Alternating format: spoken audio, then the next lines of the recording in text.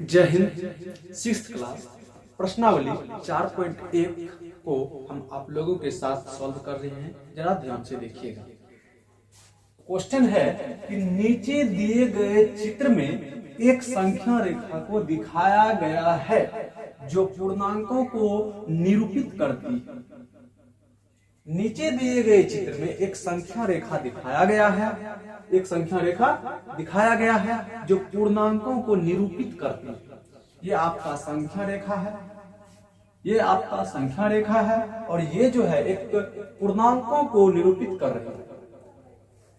इस रेखा को देखते हुए निम्न बिंदुओं के स्थान ज्ञात कीजिए।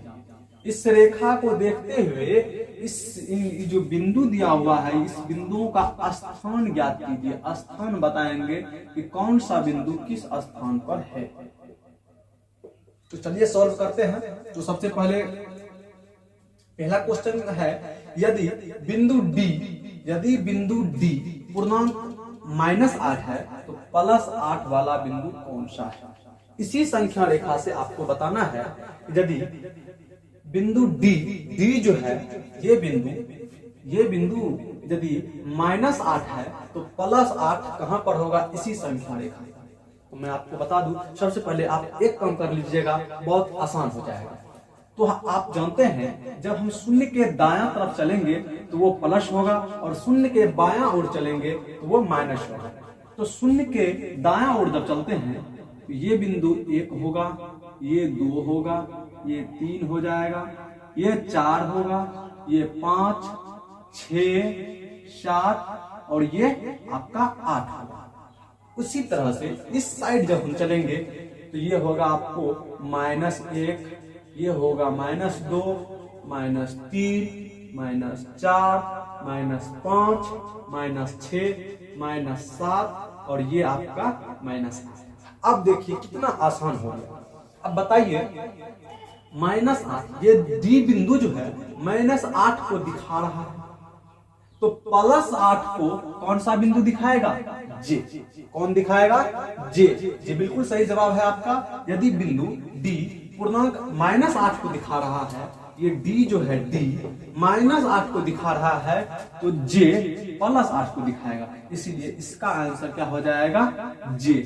ए नंबर का आंसर जे। ए का आंसर क्या हो जाएगा, जे।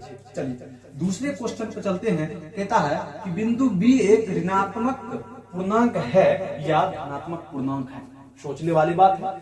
बिंदु बी जो है, बी आप देखिए जरा इसको अच्छे तरह से। बिंदु बी जो है -5 को दिखाता है। अब आप ही बताइए कि -5 ऋणात्मक है या धनात्मक है। -5 ऋणात्मक है या धनात्मक है। बिल्कुल बिल्कुल बिल्कुल जी। तो -5 आपको पता है कि जिस पूर्णांक के आगे प्लस का चिन्ह लगा रहेगा वो धनात्मक होगा और जिसके आगे माइनस का चिन्ह लगा रहेगा वो ऋणात्मक होगा। तो यहाँ पर जो है -5 है, 5 के आगे माइनस लगा हुआ है तो जाहिर सी बात है ये ऋणात्मक होगी। तो चलिए बिंदु बी जो है ऋणात्मक पूर्णांक होगी। कौन सी पूर्णांक, ऋणात्मक। इसीलिए इसका आंसर लिखना होगा ऋणात्मक। चलिए हो गया। अब तीसरे क्वेश्चन की ओर चलते हैं। कहता है कि बिंदु सी और ई के संगत पूर्णांक लिखिए। सी और ई, बिंदु सी का भी लिखना है और ई का भी लिखना है। तो चलिए संख्या रेखा पर देखते हैं बिंदु सी कहां पर है। ये रहा आपका सी। बिंदु सी जो है 6 को दिखा रहा है, -6 को दिखा रहा है और ई जो है आपको 1 को दिखा रहा है, +1।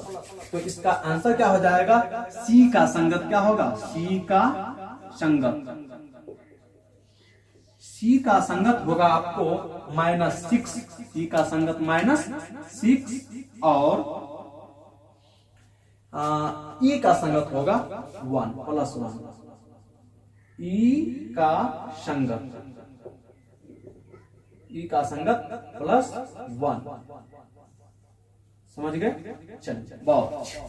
अब अगले क्वेश्चन की ओर चलते हैं। कह रहा है इस संख्या रेखा पर अंकित बिंदुओं में से किसका मान सबसे कम है। बताइए जल्दी बताइए। इस संख्या रेखा पर अंकित जो मान दिया गया है, अंकित जो बिंदु दिया गया है, इस बिंदु में सबसे कम मान किस बिंदु का है? आप देखेंगे E का मान 1 है, F का मान 2 है, G का मान 4 है, H का मान 5 है, I का मान 6 है और J का मान 8 है।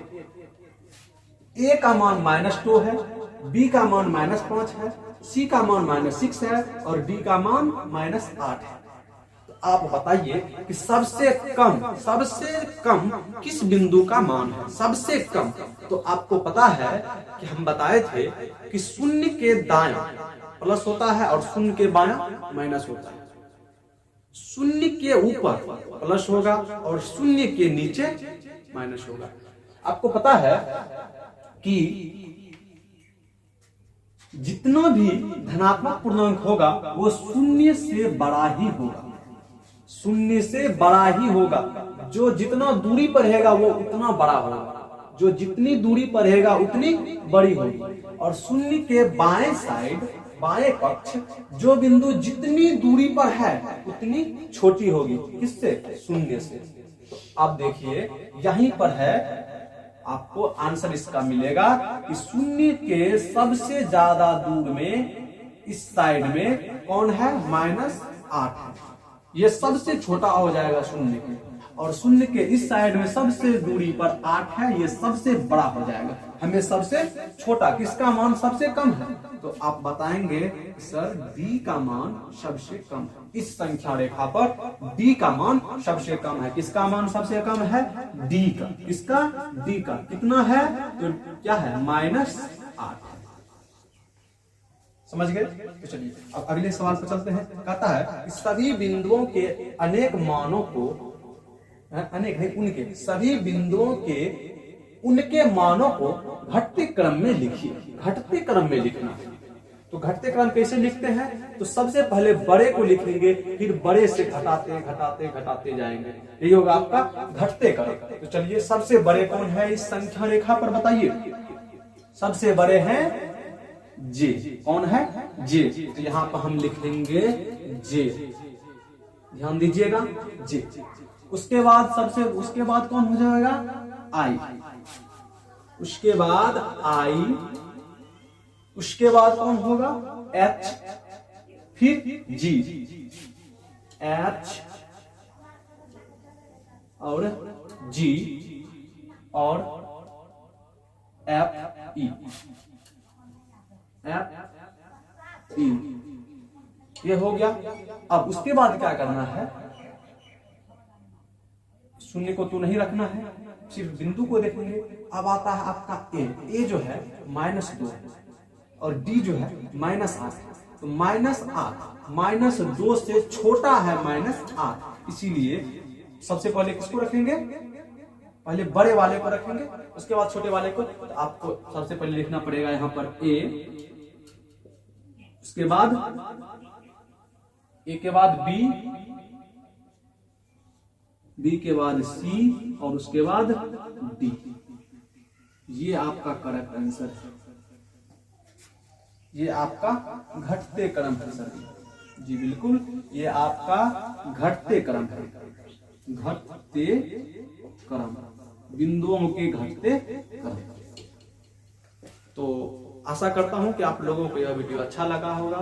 तो मिलते हैं अगले क्वेश्चन में, अगले वीडियो में। तब तक के लिए जय हिंद।